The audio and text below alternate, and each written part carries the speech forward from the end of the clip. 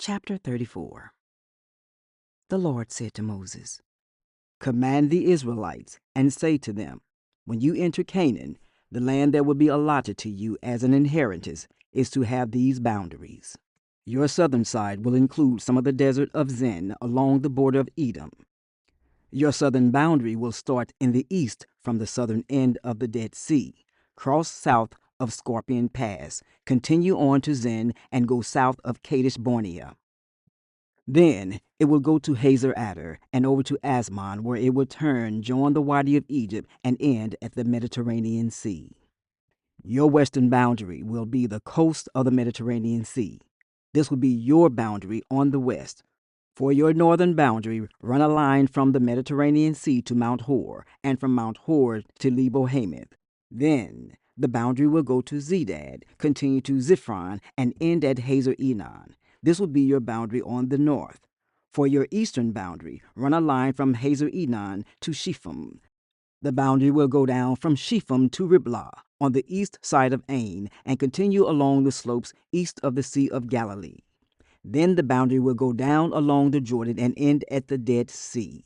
This will be your land with its boundaries on every side." Moses commanded the Israelites, "Assign this land by lot, as an inheritance. The Lord has ordered that it be given to the 9.5 tribes, because the families of the tribe of Reuben, the tribe of Gad, and the half-tribe of Manasseh have received their inheritance. These 2.5 tribes have received their inheritance east of the Jordan across from Jericho toward the sunrise." The Lord said to Moses, "These are the names of the men who are to assign the land for you as an inheritance: Eleazar the priest and Joshua, son of Nun, and appoint one leader from each tribe to help assign the land. These are their names: Caleb, son of Jephunneh, from the tribe of Judah; Shemuel, son of Ammihud, from the tribe of Simeon; Elidad, son of Kislon, from the tribe of Benjamin; Buckai, son of Joglai, the leader from the tribe of Dan; Hanel, son of Ephod, the leader from the tribe of Manasseh, son of Joseph; Kemuel, son of Shipton, the leader from the tribe of Ephraim, son of Joseph; Elizaphan, son of Parnak, the leader from the tribe of Zebulun; Paltiel, son of Azan, the leader from the tribe of Issachar; Ahihud, son of Shalomai, the leader from the tribe of Asher; Pedahel, son of Ammihud, the leader from the tribe of Naphtali."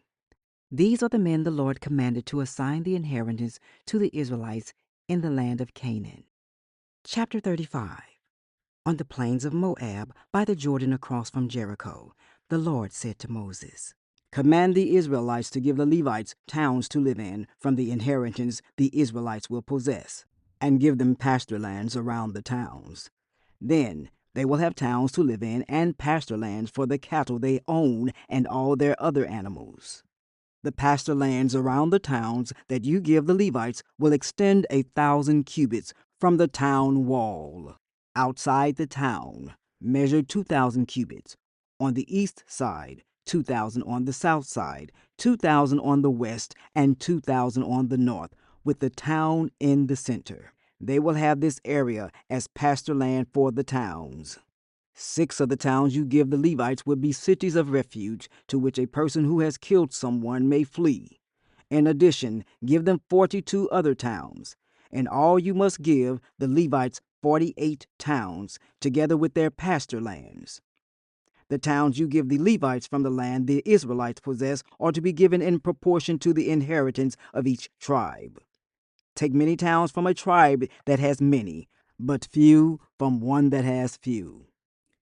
Then the Lord said to Moses, "Speak to the Israelites and say to them, when you cross the Jordan into Canaan, select some towns to be your cities of refuge, to which a person who has killed someone accidentally may flee.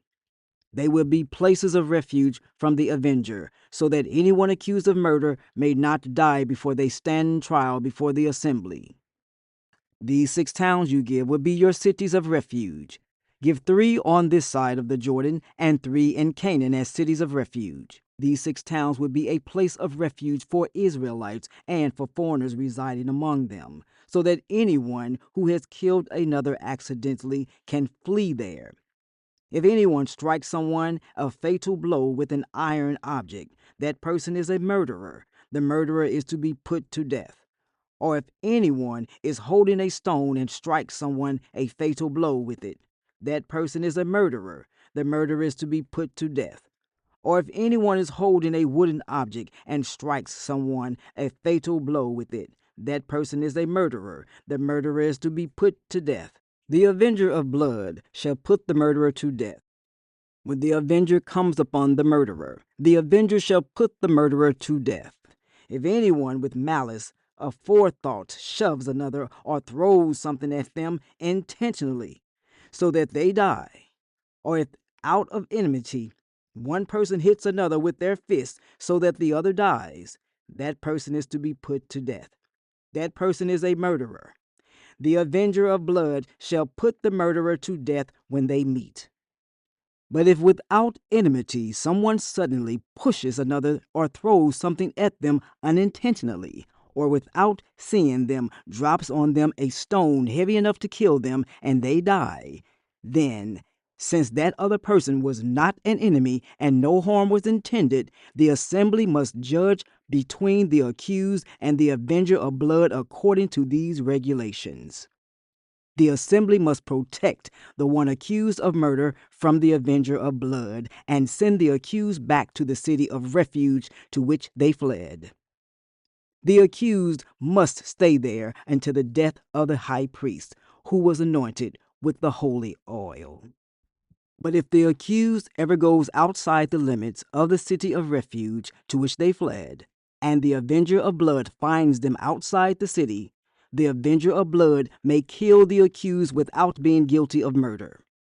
The accused must stay in the city of refuge until the death of the high priest. Only after the death of the high priest may they return to their own property. This is to have the force of law for you throughout the generations to come, wherever you live. Anyone who kills a person is to be put to death as a murderer only on the testimony of witnesses. But no one is to be put to death on the testimony of only one witness. Do not accept a ransom for the life of a murderer who deserves to die. They ought to be put to death. Do not accept a ransom for anyone who has fled to a city of refuge and so allow them to go back and live on their own land before the death of the high priest. Do not pollute the land where you are. Bloodshed pollutes the land, and atonement cannot be made for the land on which blood has been shed, except by the blood of the one who shed it.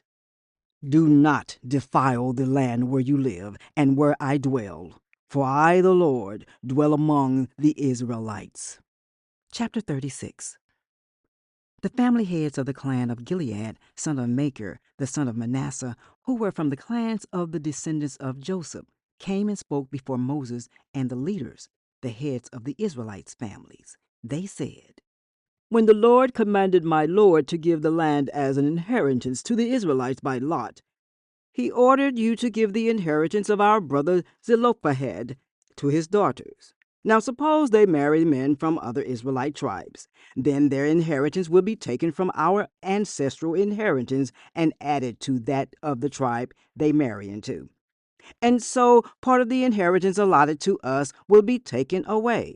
When the year of Jubilee for the Israelites comes, their inheritance will be added to that of the tribe into which they marry, and their property will be taken from the tribal inheritance of our ancestors."